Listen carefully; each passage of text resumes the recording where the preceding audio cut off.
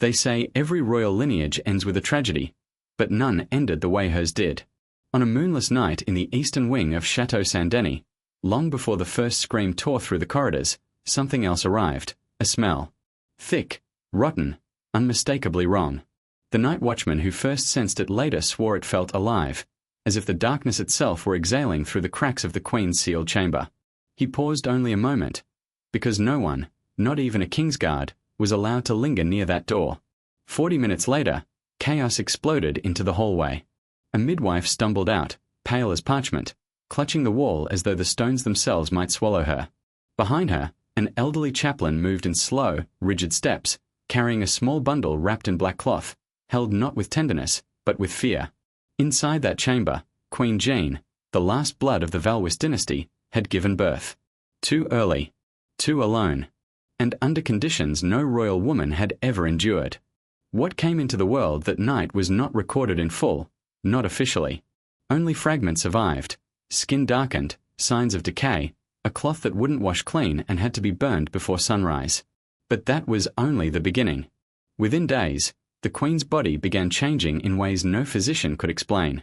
Servants whispered of voices in the chamber, of shadows moving when no one walked, of a stench that crawled under doors and clung to the walls like damp breath. What happened inside that room would not just end a dynasty. It would erase it. And history, terrified, would choose silence over truth.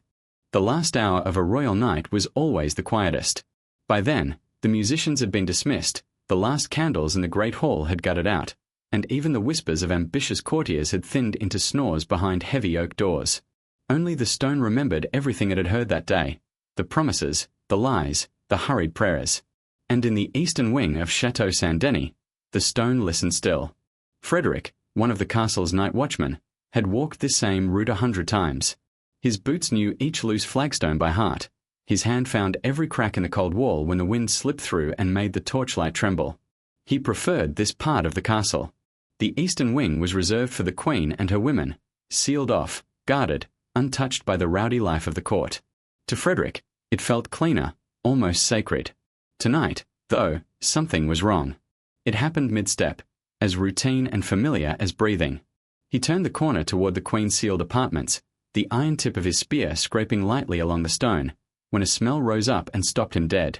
It didn't drift in gently. It hit, sudden and heavy, like walking into a wall he couldn't see. He'd smelled death before. He'd stood watch over bodies after winter skirmishes, seen the color drain from faces, watched flesh surrender to the flies. But this was worse. There was a thickness to it, a damp heat buried inside the stench, as if something rotten had been left too long in a box that couldn't be opened. He swallowed hard, expecting his stomach to revolt.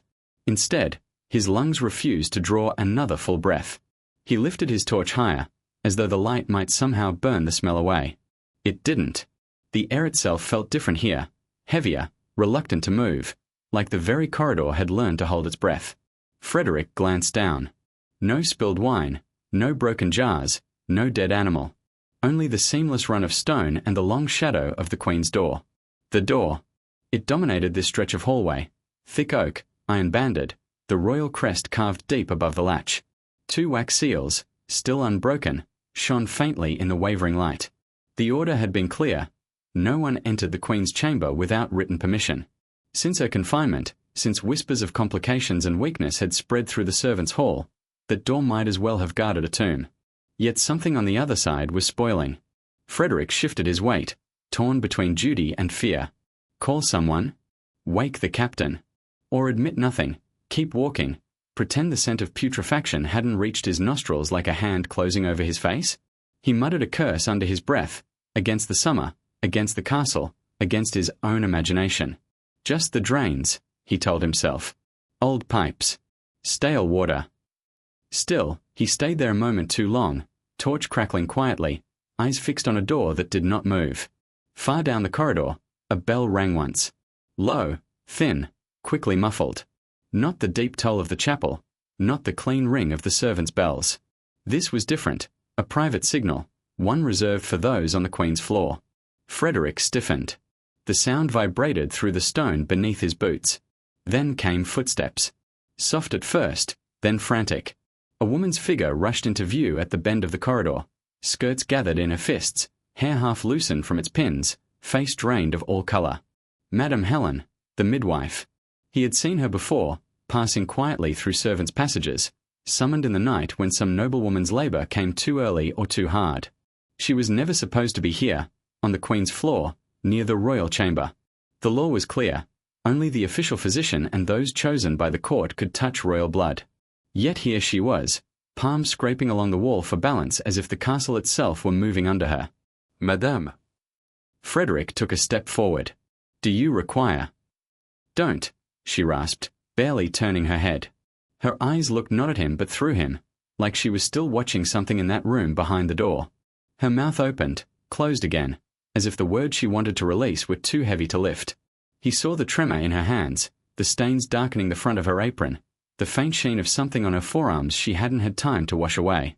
Behind her came the chaplain.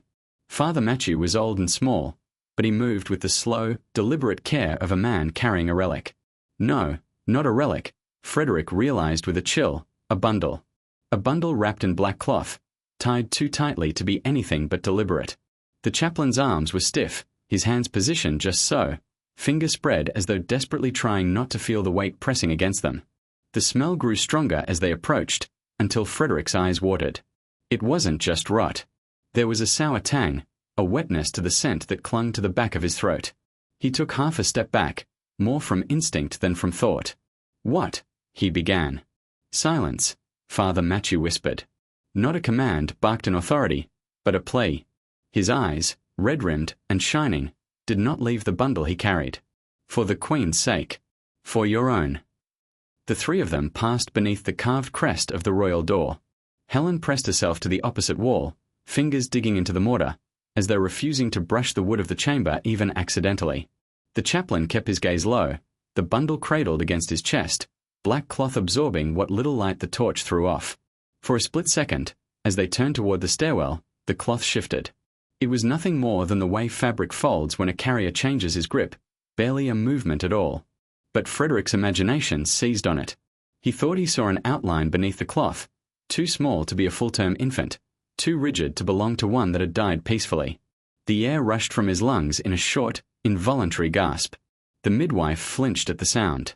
Her stare snapped to his, and in that instant they were connected by something raw and wordless. She had been inside that room. She had seen what lay on the blood-soaked sheets. She knew what the chaplain now carried, what the cloth now concealed. Her lips moved. Not in prayer. "Burn it," she mouthed. Then the moment was gone. She dragged her gaze away, clutched at her skirts, and followed the chaplain down the corridor, toward the servants' stair, into the deeper shadows of the chateau. Frederick stood alone again, with only his torch and the smell. Behind the sealed door, no cries came. No moans of a mother in relief or grief, no footsteps of attending maids. Only the low, oppressive silence of stone trying desperately not to echo what it had just heard. Later, someone would say that the cloth was thrown into the furnace before dawn, that it did not burn cleanly, that the smoke it released clung to the ceiling of the boiler room for days. Others would insist it was buried in secret ground, somewhere no pilgrim would ever tread. The truth, like so much else that night, was swallowed by the castle and never returned. What remained, recorded in neat ink on a single line of parchment, was simple. On this night, Her Majesty was delivered of a child without signs of life. No mention of the stench that arrived before the scream. No mention of the way the midwife shook. No mention of black cloth, or whispered commands to burn what had never truly lived. By the time the sun struggled over the horizon, the eastern wing of Chateau Saint-Denis looked as it always had from the outside, cold, still, dignified.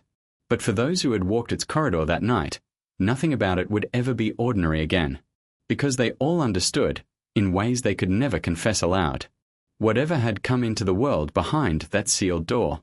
The world was not ready to name it. The door to the Queen's chamber had not been opened in nearly a month. Ever since her confinement began, the eastern wing had turned into a world unto itself, sealed with orders, rituals, and fear. Everyone in the castle knew the royal physician had been sent to Rouen to treat a dying duke, an inconvenient timing that no one dared call suspicious but everyone found troubling. With him gone, the responsibility of tending to the Queen fell to those the court considered unworthy, untrained, or simply unlucky. Old Ellen had been the unlucky one. She was not a royal midwife.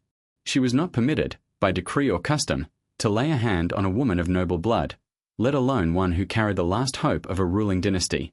But when the Queen's labour pains began too early, when the screams rose behind the sealed chamber walls, when no physician came running, the guard had been given a choice: break the law or let the Queen die alone. And so Ellen entered the room. What happened next would never be told in full. The midwife herself could not, or would not, speak it. Helen, the assistant midwife, had run from the chamber 40 minutes after the bells rang, leaving Ellen behind, alive, but pale and shaking beneath a veil of sweat. By the time the chaplain emerged carrying the black-wrapped bundle, Ellen stood in a corner like a statue carved from salt, staring at her hands as though frightened of what they had touched. Inside the room, the Queen lay exhausted, trembling, sweat-soaked, with the sheets clinging to her like wet parchment. She kept her eyes closed, as if refusing to confront what she had brought into the world. No one heard her speak. Not then. Not afterward. Later, 2 guards would swear they heard her whisper a single word when the chaplain lifted the bundle. Please. But they disagreed on whether she meant help me or kill it.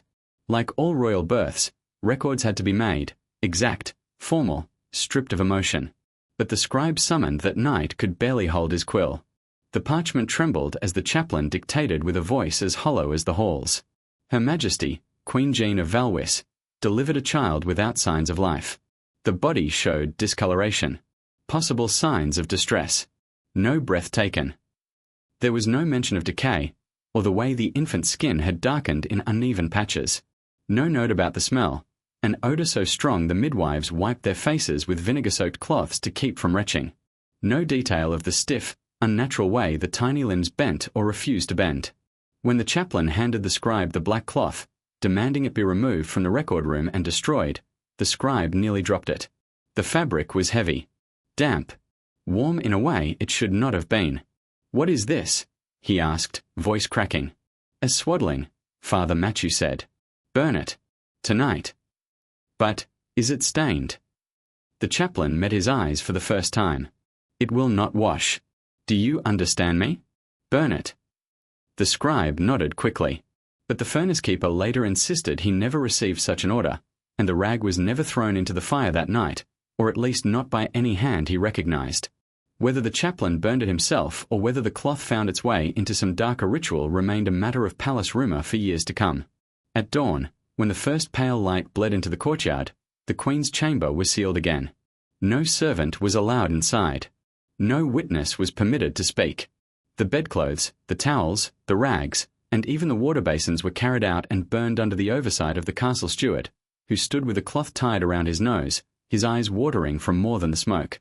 The midwives were escorted immediately to the chapel to swear oaths of silence. They prayed until their knees bled, some from devotion, others from fear of what they had seen. Old Ellen refused to leave the chapel steps. She clutched her hands as if they belonged to someone else, whispering, "I felt it. I felt it move," though no one dared ask her what she meant. When court officials questioned her later, she gave answers that made no sense.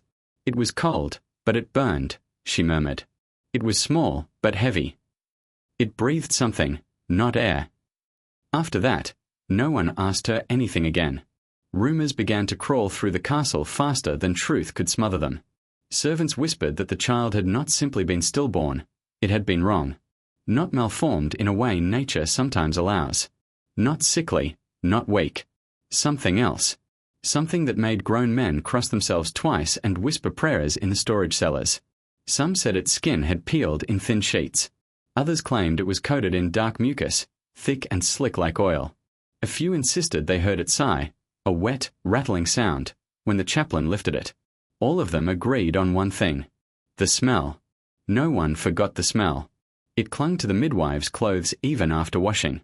It lingered in the corridor for days, trapped in the very mortar of the walls. Even after the chamber was doused with vinegar and incense, even after the windows were barred and the cracks sealed with linen, the odour crept beneath the door like a living thing. The steward demanded the room be cleaned. But when 2 servants attempted to enter, they stumbled out minutes later, pale and shaking, insisting they saw something on the walls, something yellow, clinging, pulsing softly in the shadows. The steward locked the door himself. While the Queen lay silent in her bed, fading into a strange feverish stillness, politics stirred outside her walls. The royal heir, the child who should have secured the dynasty, was gone. And though the court would later insist otherwise, everyone felt the weight of uncertainty tightening across the kingdom. Who would rule if she could not bear another? If she lived? If she didn't? Foreign ambassadors sent nervous letters home. Rome asked for confirmation. Vienna pressed for details. The church demanded proper documentation of the birth. Yet no matter how many times the scribes rewrote the record, the lines always felt incomplete, as if something essential had been removed. The truth was simple and horrifying. A queen had given birth to something her kingdom could not accept. A child that had lived just long enough to die again. A child that reeked of decay the moment it entered the air.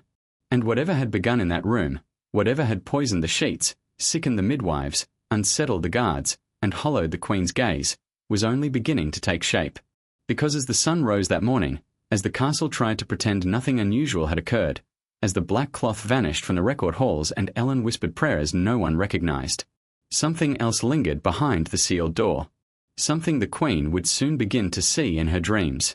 Something she would later describe, with lips barely moving, as a breath that does not belong to the living. For 3 days after the birth, the queen said very little. Servants moved in and out of the outer rooms with soft, frightened steps, bringing fresh linens, changing basins, carrying away cloths steeped in vinegar and herbs.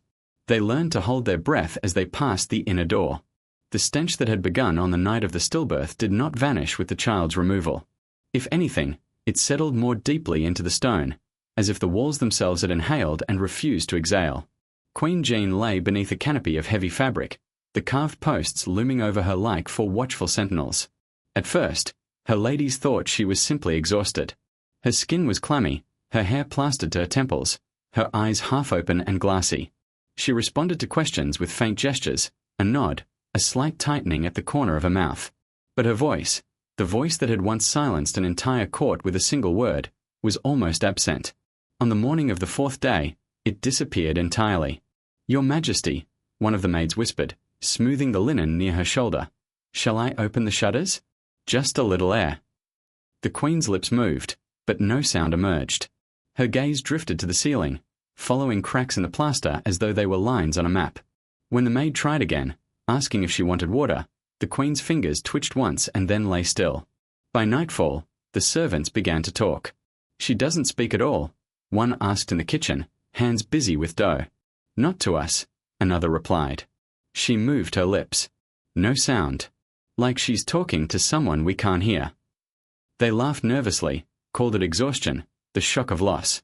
But no amount of rational explanation could quiet the reports that trickled out of the bedchamber over the next 2 nights. On the 5th night, one of the younger maids, Margot, was tasked with sitting in a chair near the bed until dawn. She was given a rosary and a small lamp, and told that if the queen woke and asked for anything, she was to call the steward immediately.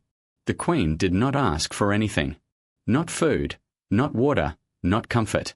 She asked for nothing, because she did not know Margot was there. Halfway through the night, as the lamp sputtered and the shadows grew long, the queen's lips began to move. At first, Margot thought it was the flickering light playing tricks on her. But as she leaned closer, she realized the queen's mouth was forming words, slow, deliberate, barely shaped.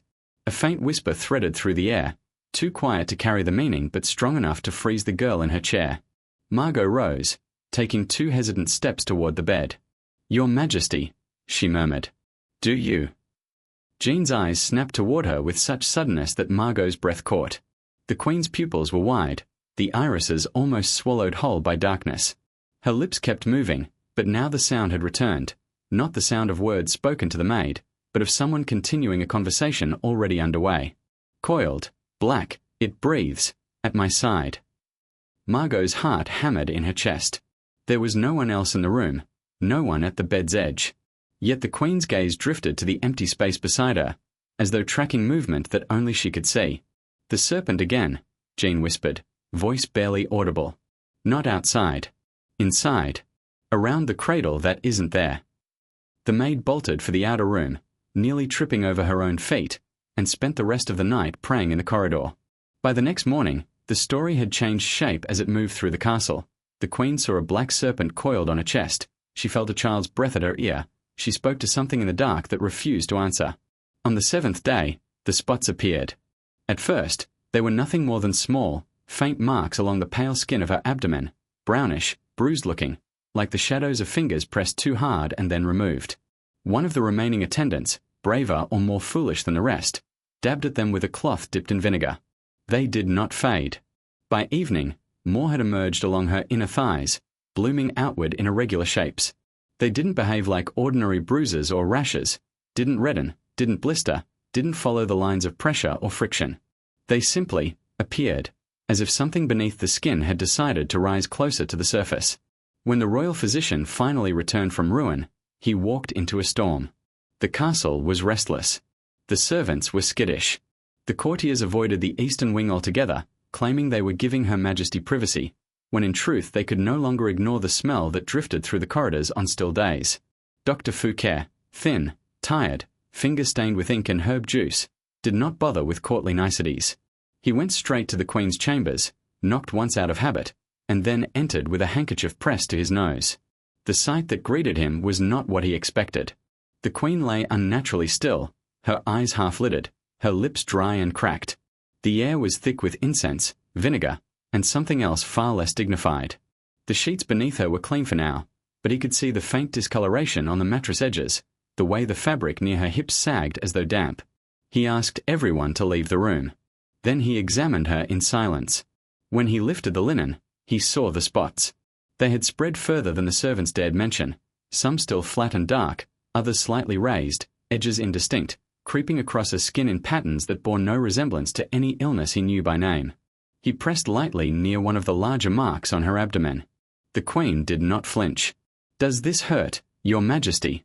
he asked. Her eyes rolled slightly toward him, unfocused. "The serpent has no spine," she murmured. He froze. For a moment, he was not a physician but a man standing too close to something that made the hairs rise on his arms. He finished the examination briskly and stepped back. When he left the bedchamber, he ordered the windows barred once more, this time not just to shield the Queen from drafts but to prevent the smell from escaping.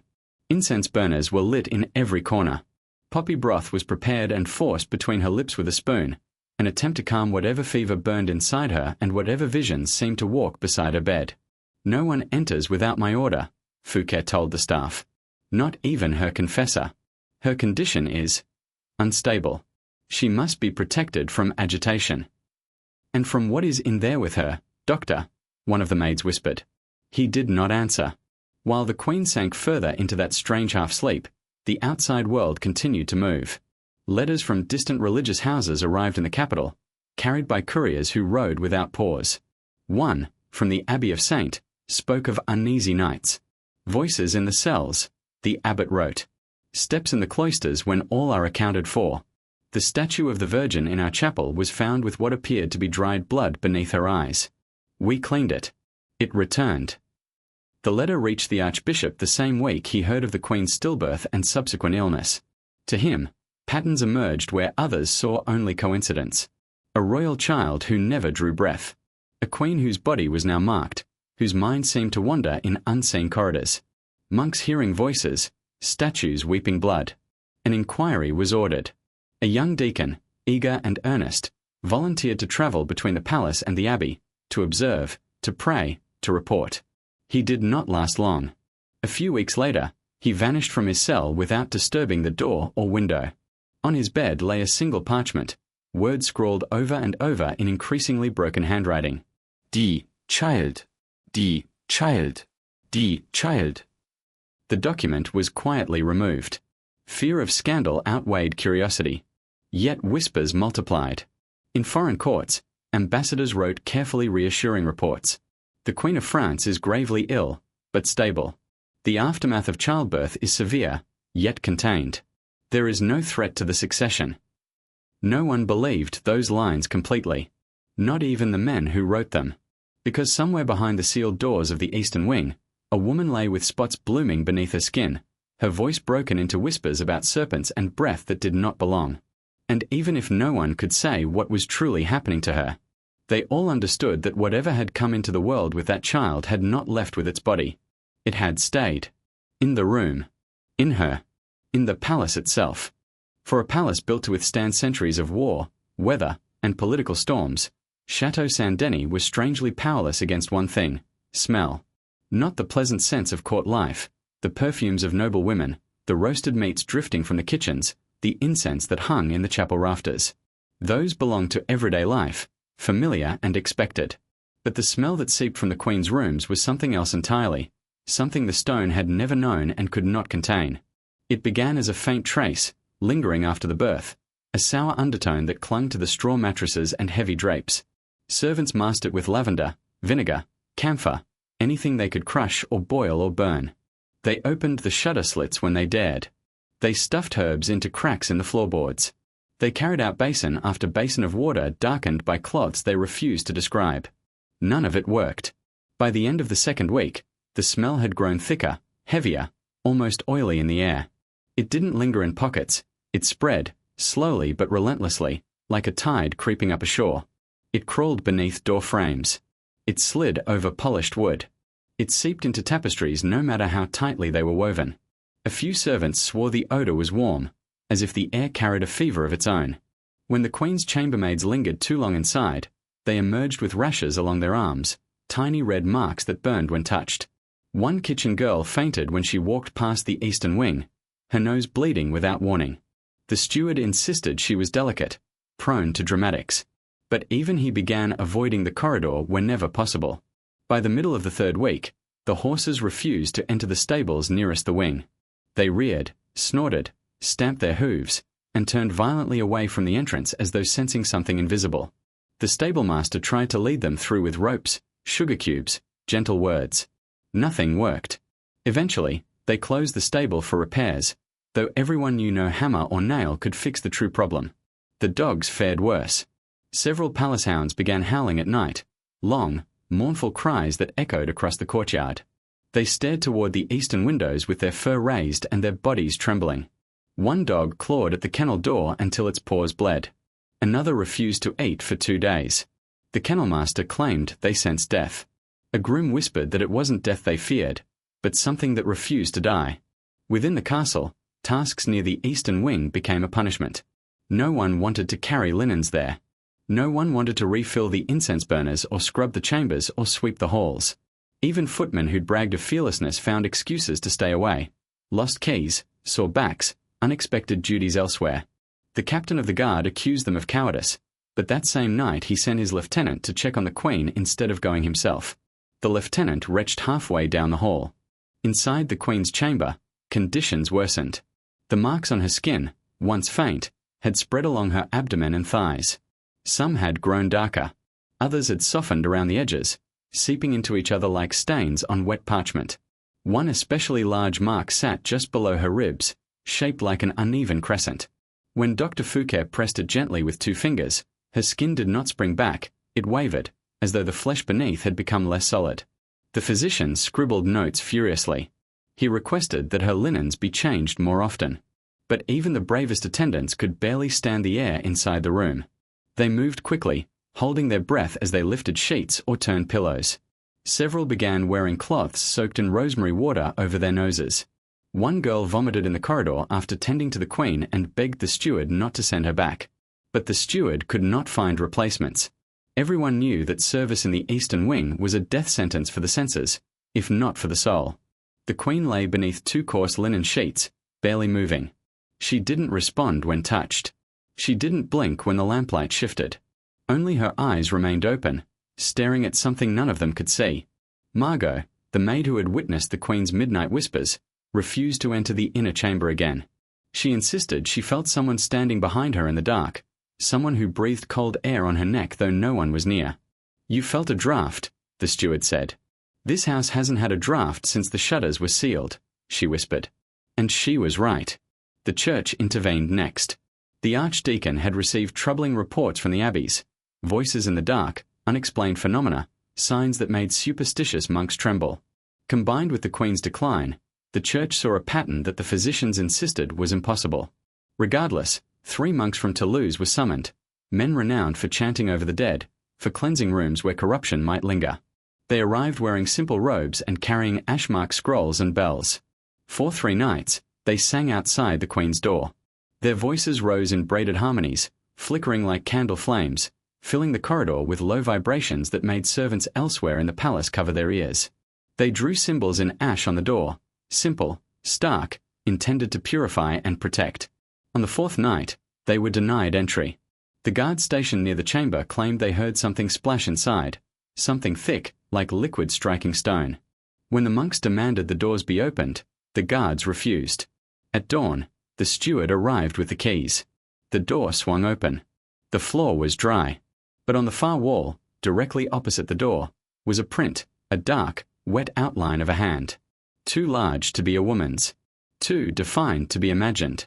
The shape glistened faintly, as though freshly pressed, though no one had touched the wall in the hours before dawn. Father Anselm, the eldest monk, whispered a prayer that none of the others recognized. Then he shook his head slowly. This place does not want to be healed.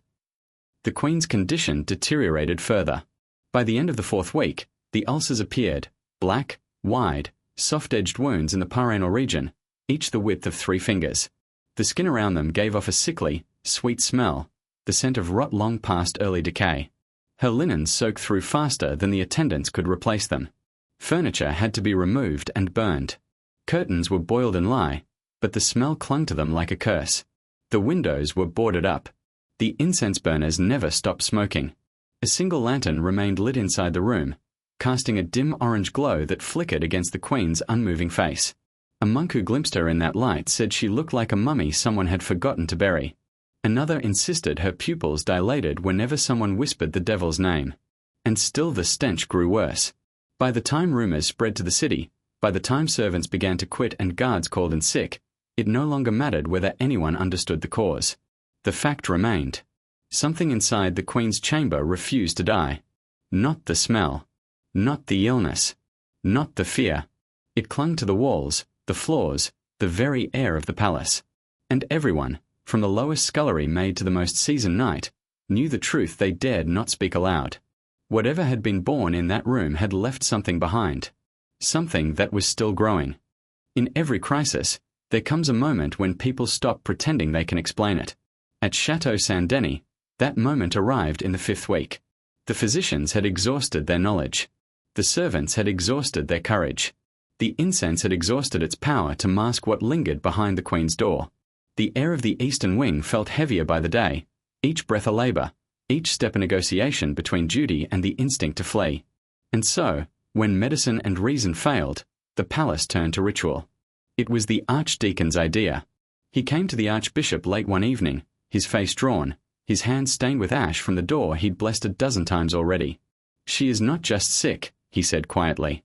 "We treat the body, but something else clings to her. To this place. You know it. You feel it." The archbishop did not argue.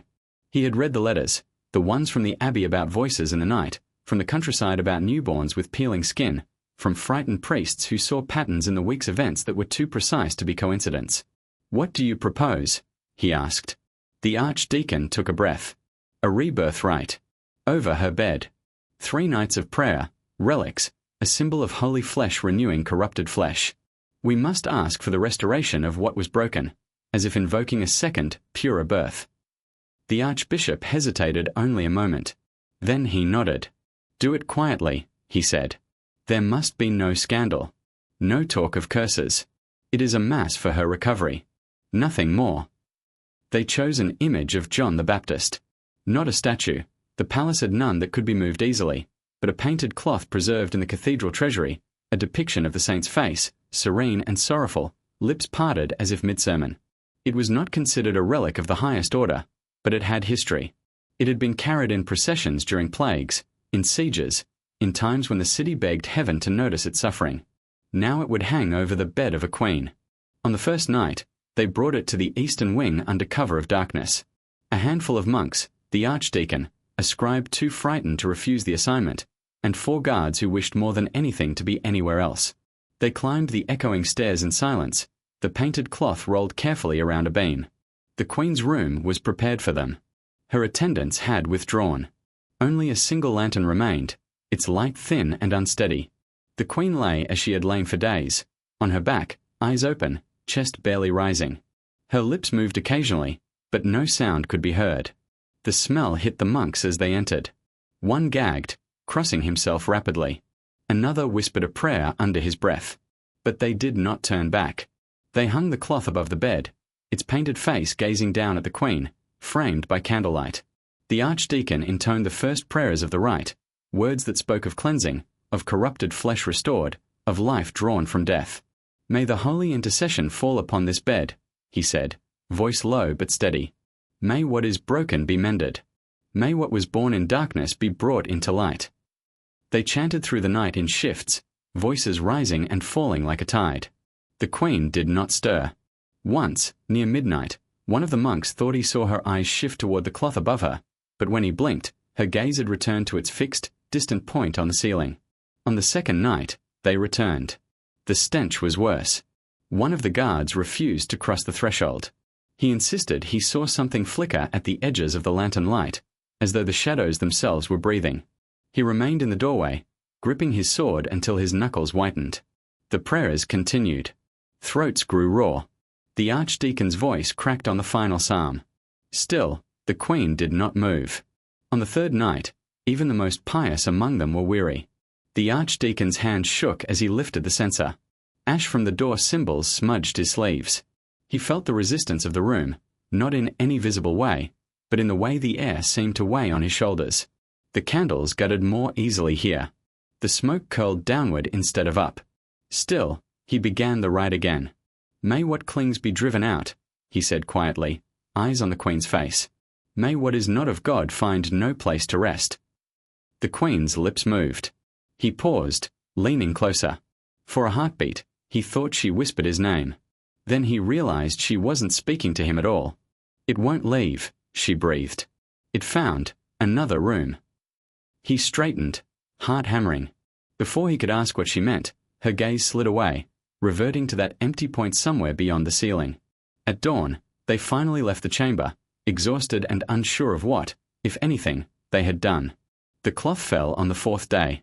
No one saw it happen. There were no witnesses in the room. The Queen lay alone under her sheets, the lantern low, the boarded windows allowing no glimmer of light. But sometime between the first bell of morning and the second, something gave way. Perhaps the nails shifted in the damp beam. Perhaps the cord frayed. Perhaps the stone, swollen with moisture and something else, decided it would no longer hold. Whatever the cause, the end result was simple. The painted cloth, with its sacred face of John the Baptist, came loose and dropped, down through the stale air, down over the Queen's bed, down onto the woman who had lain there, unmoving, for weeks. A chambermaid, arriving to leave food and fresh bandages outside the door, swore she heard a scream at that exact moment. High, sharp, tearing. No one else heard it. The guards beside her insisted the corridor had stayed silent, save for the usual creaks of settling stone. The maid, shaking and pale, insisted otherwise. She spent the rest of the day praying in the chapel until they dragged her away to rest. When Dr. Fouquet and the archdeacon entered the room later, the cloth lay crumpled on the floor beside the bed, as if it had been thrown there by an unseen hand. The Queen lay as before, sheets drawn up, eyes open. Fouquet frowned. Something was wrong with her mouth. He stepped closer. All of her teeth were gone. Not broken. Not rotted. Simply absent. On the pillow, arranged in a careful, almost delicate semicircle, lay each tooth, clean, white, perfectly intact. Incisors, canines, molars. None cracked. None chipped. All lined up as if placed there one by one with purposeful care. No blood on the pillow. No wounds on her gums. No sign that they had been pulled in the crude, painful way of most extractions. It was as though her mouth had simply emptied itself. Fouquet took a step back, throat dry. "This is not," he began, but he couldn't find the word. "Natural," the archdeacon supplied quietly. The physician said nothing. The cloth was gathered and removed. No one dared rehang it. The rite, they agreed, was concluded. Whether successfully or not, they could not say. But something had changed. From that day on, the Queen's rooms were sealed more tightly than ever. Not merely to protect her, but to keep others from seeing her. The Archbishop approved a new decree. Only those directly charged with her care, and sworn to absolute silence, could enter. The rest of the palace was left with rumors. They said the cloth had refused to stay above her. They said the saint had turned his face away.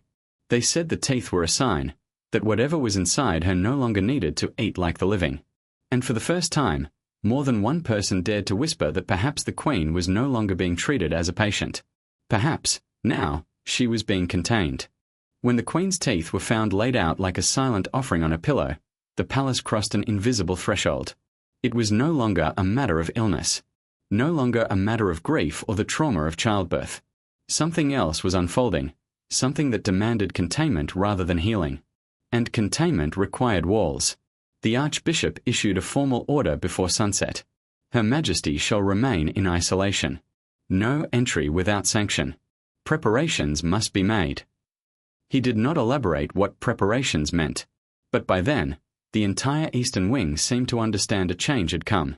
On the morning after the fallen cloth incident, 4 monks and 2 guards were sent into the Queen's chamber for an inspection. Their faces were wrapped with strips of linen soaked in vinegar. Their hands were covered in cloth, though none trusted the thin barrier against what lay inside. The moment they opened the door, the air rushed out like the exhalation of something that had been waiting. Heavy, rancid, warm. It carried notes of copper, rot, and something none of them could name. One monk staggered back, clutching the doorway. Another forced himself forward, mumbling prayers that dissolved into coughing fits. The Queen's body, or what remained of her, lay nearly as they had left it. But the room around her seemed subtly changed. The mattress had collapsed inward, as though eaten away from the inside. The sheets clung to her skin as if fused there.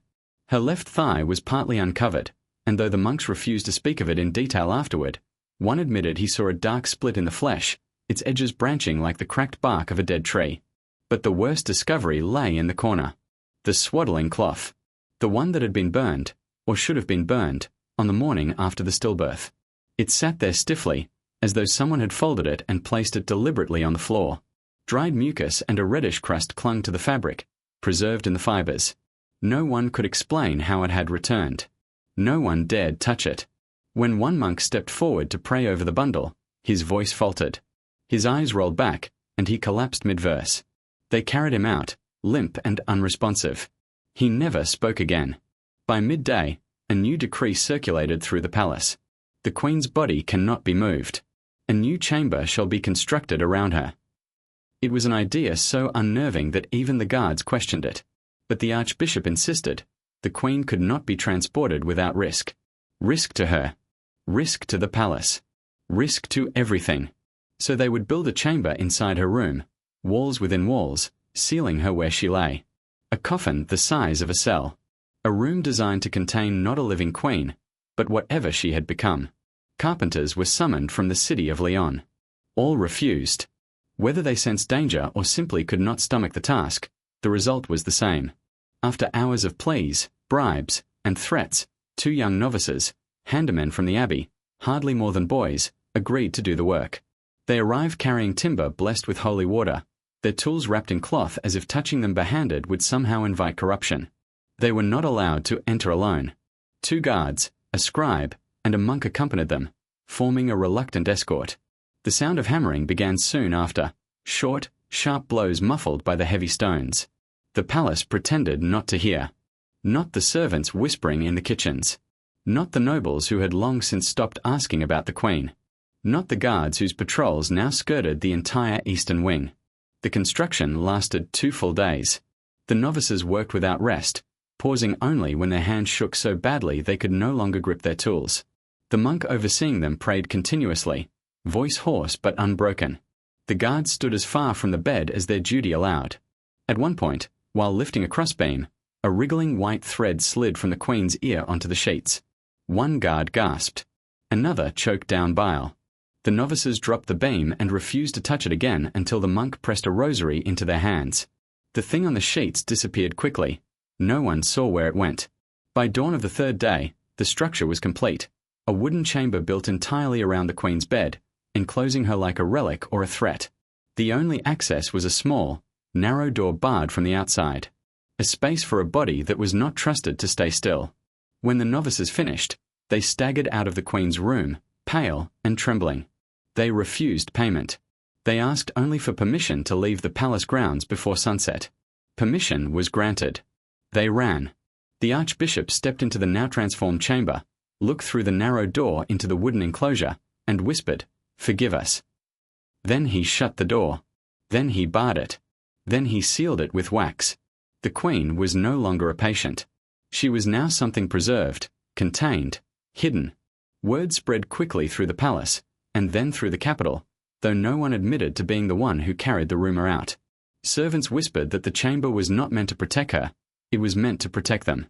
Scribes claimed the enclosure was designed to limit corruption of the air.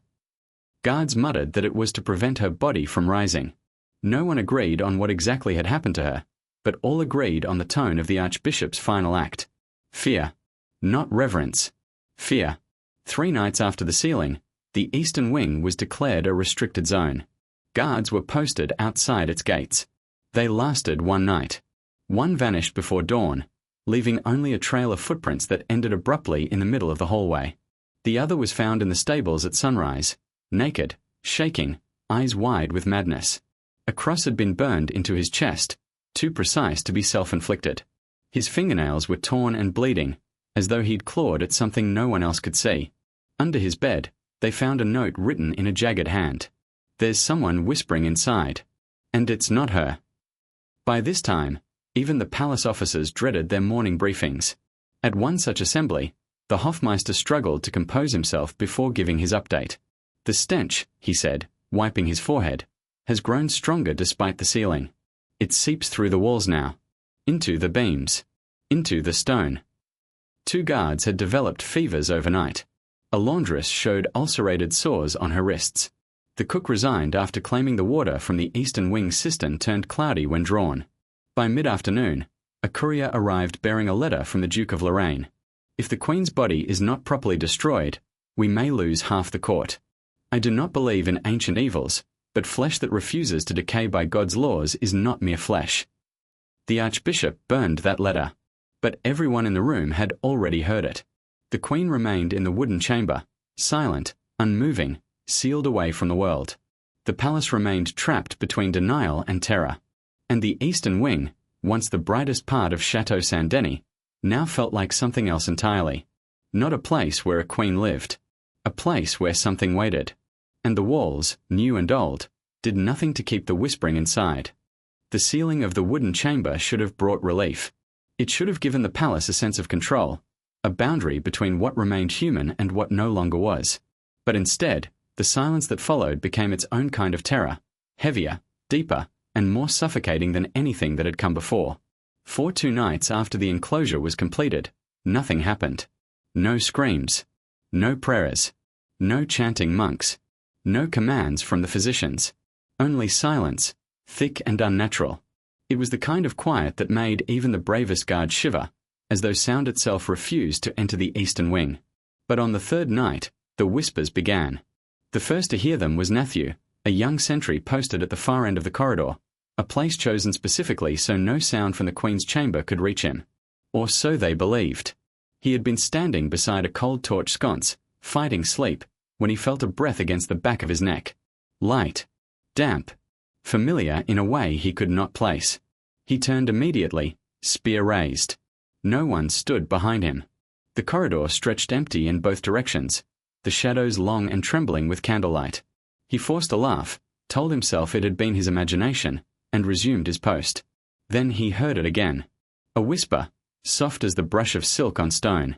At first it was impossible to make out, a low murmur swallowed by the hallway's gloom. But then the word sharpened into something unmistakable. Not sealed, not alone. Matthew's heart lurched. He gripped his spear harder, knuckles whitening as he stared toward the sealed door of the eastern wing. The whisper came a 3rd time, this time drifting from the opposite direction. Not her, not her. Matthew bolted. By dawn, the guards found only his helmet lying in the middle of the corridor. Matthew himself was nowhere in the palace. His disappearance would be one of many in the weeks that followed. The guard who remained, Pierre Lenore, lasted only slightly longer. When he arrived for his shift the following night, he showed the captain a rosary tied tightly around his wrist. "For protection," he said with a tremor he could not hide. His eyes darted toward the eastern wing as though expecting something to appear there at any moment. He took his post outside the sealed chamber, refusing to stand near the wooden enclosure itself. The stench seeped through the walls, stronger now that the room had been boarded twice, once by nature and once by carpenters. The air was thick, almost chewy, a presence rather than a smell. He prayed under his breath, whispering psalms he barely remembered from childhood. Shortly after midnight, the captain found him hammering the flat of his sword against the sealed door, screaming, "Let me in. It's moving. Someone is walking inside." His eyes were wild, his voice raw. He kept striking the wood as though the act of hitting it was the only thing keeping him from losing his mind completely. When the captain grabbed him, Pierre fought with the strength of a drowning man. It took 3 guards to drag him away from the door. The next morning, Pierre was found in the monastery stables, naked, shivering, with a cross burned into his chest. He tore at his fingernails until his hands bled, repeating the same line over and over until his voice failed. "It's not her. It's not her. It's not her." Under his pallet mattress, a note had been stuffed, written in jagged strokes.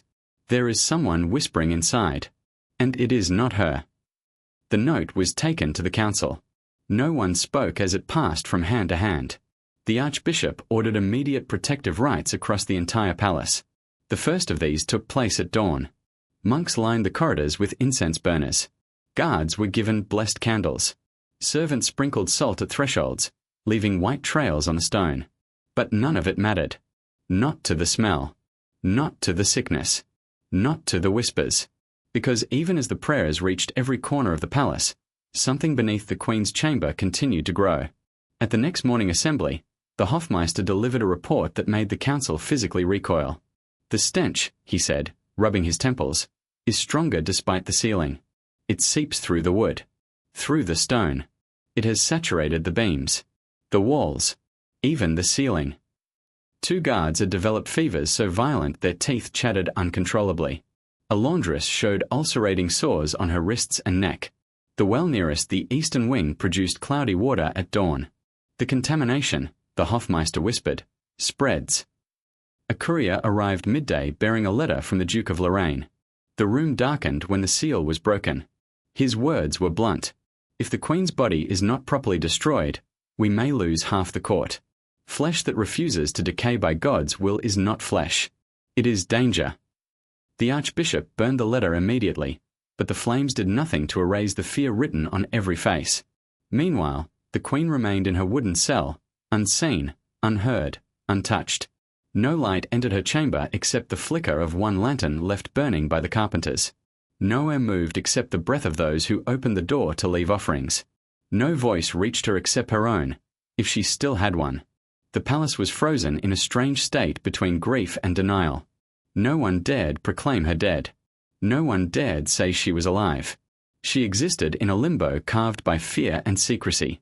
Courtiers in the upper halls began whispering of regency.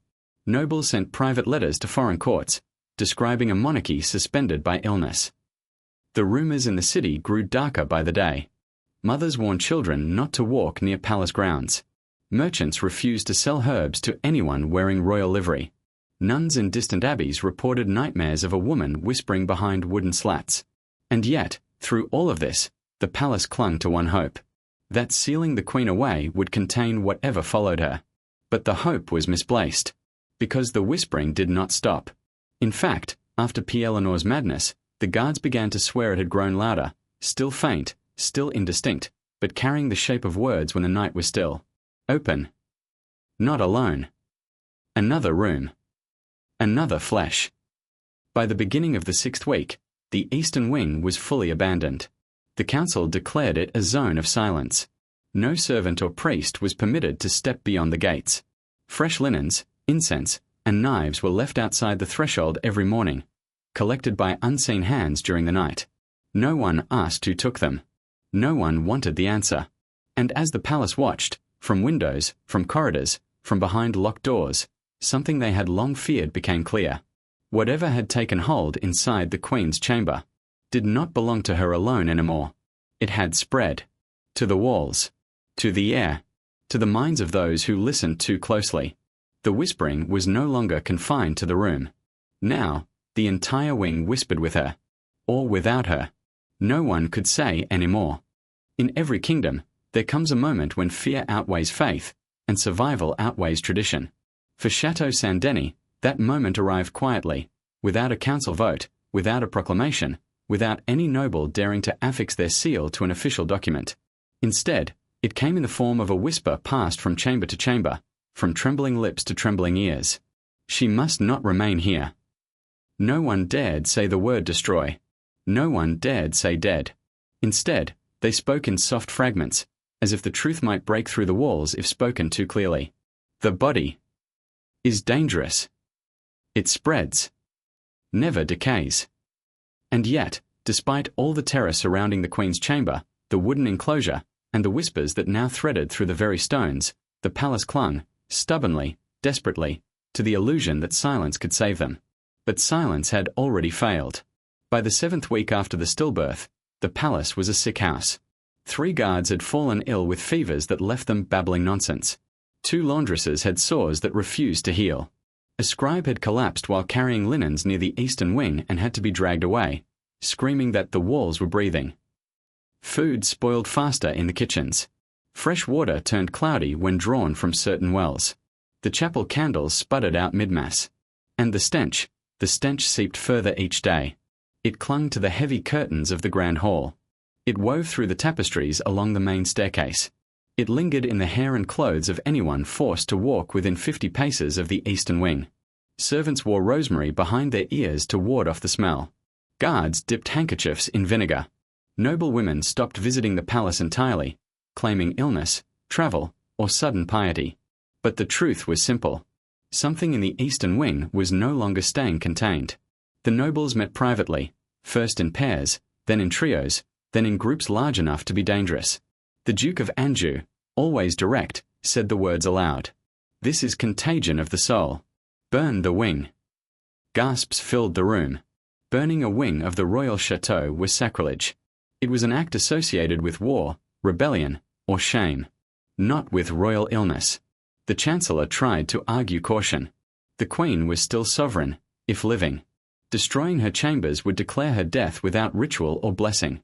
Count René, her cousin and heir apparent, shook his head violently. It will cast suspicion on me, he hissed. People will say I ordered it, that I hastened her end. And if we do nothing, the Duke replied, there may be no kingdom left for you to inherit. Fear settled over the room like choking incense. They all knew the truth. Something had to be done, and none of them wanted their name attached to it. So they created a solution only terror could invent. A secret accord with no signatures. A decision with no author. A command spoken but never written. The eastern wing had to burn. The night before the burning, a peculiar atmosphere took hold of the palace. The nobles who had whispered together all week suddenly abandoned caution. They held a feast, not of joy, but of resignation. They ordered wine from the deepest cellars, spiced meats from the royal kitchens, music from trembling minstrels. No toasts were made. No one spoke the Queen's name. But everyone at that table knew the feast marked an ending, the quiet death of a dynasty. And perhaps, deep inside, they feared something else. If they did not feast tonight, they might not live to feast again. At dawn, they gathered in the northern chapel. Just a handful of them, the Chancellor, 3 dukes, the Archbishop, and the captain of the guard. The sun had barely risen, its light grey and weak. The chapel smelled of wax and cold stone. Their breaths misted in the air as the Archbishop read the decree aloud, unofficial, unsigned, but binding as any law spoken in the name of survival. She can no longer be named bearer of the crown. Her body is sealed. Her spirit cast out. Yet the trace remains. Divide the inheritance by blood. Erase her memory. Destroy the wing. The Chancellor swallowed hard. So be it. No prayer followed. The burning began within the hour. Servants were ordered away. Guards were instructed to maintain a perimeter but not to question the work. Barrels of oil were carried to the eastern courtyard under grey skies, rolled across the cobblestones with hollow thuds. A trembling crew, recruited from stable boys, low-born laborious, and desperate men willing to risk anything for coin, poured oil along the base of the wing. They drenched the door frames, the wooden beams, the windows, the eaves. The smell of oil mingled with the stench already emanating from the walls. When they finished, they backed away quickly, as though afraid the walls might reach out and grab them. The captain of the guard lit the first torch. His hand shook. He stepped forward, paused, and tossed the torch into the oil foundation. Flames leapt up instantly. They climbed the walls with shocking speed, like creatures that had been waiting hungrily for the spark. In moments, the entire eastern facade was ablaze. Witnesses swore the fire didn't spread outward like a normal blaze. They said it moved inward, pulled toward the center, as if the building itself inhaled the flames. From an upper window, someone cried out. Not a woman's cry. Not a man's. Something in between. Something hollow. Something layered. Something that froze every soul in the courtyard. A monk watching from a chapel window dropped to his knees, shaking. The flames, he whispered. They move as if they know the way. The burning lasted 5 hours. Throughout the blaze, no one approached. No one tried to retrieve anything. No one dared open the sealed chamber. They watched as the beams collapsed, as the stones cracked, as the roof gave way, sending embers spiraling into the grey morning sky like souls escaping judgment. By nightfall, the eastern wing was nothing more than a charred skeleton of stone. When the last ember died, when the smoke drifted into the hills, the palace servants approached the ruins with torches. They found only one mark on the ground, a dark, perfectly round stain where the wooden chamber had stood. No body, no remains, no sign of the queen, just the mark, like something had been in that chamber, and had left. In the weeks that followed, scribes rewrote the royal chronicles. They removed the queen's name. They erased her portraits. Her heraldry was stripped from every hall. Her tomb in the royal crypt remained empty. In place of her death date, they wrote a single line. She departed to the Lord in the times of silence and shadow. But in the old monasteries, the whispered version survived. She did not die. She was not contained. And fire does not stop what does not burn.